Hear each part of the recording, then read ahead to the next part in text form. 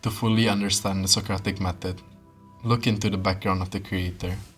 Declared the wisest man of Athens by the prophet Pythia, Socrates could have lived a life basking in riches, but was rather often seen in the streets barefooted, with unkempt, unwashed hair. Socrates deeply understood the limits of human knowledge, in the fact that he knew nothing, and his deliberate ignorance of worldly knowledge. Unlike other ancient philosophers, Socrates did not write. He was a rather practical man, so much so that his teachings were passed down by two of his students, the historian Xenophon and the philosopher Plato rather than himself. Despite not following the norm of the typical philosopher, Socrates was a well-known figure at the time of his life, most notably for his undisputed intellect, hard-to-beat argumentative skills, and unwavering integrity. Socrates devoted his life to finding the truth about the world. Socrates believed that the truth and wisdom were the most important qualities for a person to possess. He used the Socratic Method, a method of questioning and dialogue, to help people understand the truth about themselves and the world around them. This method was what brought critical thinking into ancient times. The method helped individuals develop critical thinking skills, clarify their beliefs, and arrive at a deeper understanding of a given topic. He contributed much influence to ancient philosophers, so much so that the cosmologically oriented philosophers who generally preceded him are conventionally referred to as the Pre-Socratics. How was the Socratic method done? The method essentially requires us to enter a philosophical discussion with another person or a group of people regarding a topic, to simulate the brain into thinking critically along with drawing out presumptions or ideas of a person, and further questioning their line of thinking. The method benefits all parties by encouraging reflection on their own thinking, and opening different perspectives and points that can be made, further diverging the dynamic of the discussion.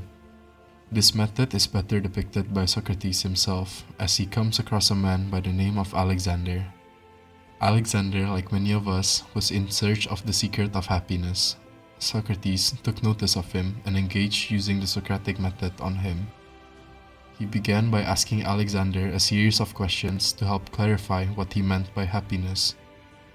Alexander explained that to him, happiness was having wealth, power, and the love of others.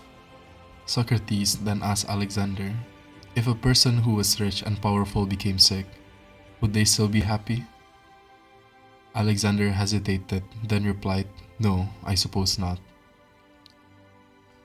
Socrates then asked, if a person who was loved by many lost all their wealth and power, would they still be happy? Alexander thought for a moment, then replied, "I don't think so."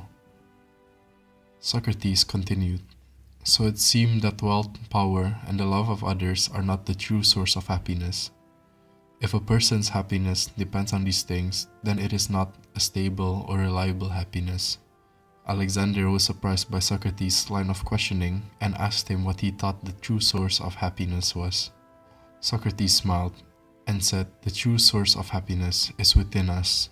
It is the wisdom to understand what is important and the courage to act in accordance with that understanding. Happiness is not something that can be found, but rather something that must be created." The conversation with Socrates had a profound impact on Alexander's life, and he was never the same again. While spreading wisdom on his journey, politicians of Athens began to take notice of him. They were scared that Socrates would reveal the truth, the dark side of the political and moral state of Athens.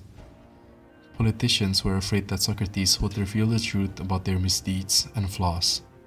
When this information comes to light, it can erode the trust and support of the public, bringing only disadvantages to the elites of Athens. In the end, Socrates' journey would come to a tragic end. He was falsely accused by the politicians of Athens. Socrates seemed to have no way but to flee or compromise with the politicians. However, he believed that a life full of lies was not worth living. Although he could have easily run from Athens, he did not. In the year 399 BC, Socrates was sentenced to death by drinking hemlock, a poisonous plant that would cause respiratory failure in the body. Even in his final days, Socrates remained stubborn, refusing to flee nor compromise with the authoritative figures. He believed that living a life guided by one's principle was the only way to achieve true happiness and fulfillment, that it was better to suffer the consequences of speaking the truth than to live a life built on lies and deceit. But even in that, his legacy lived on.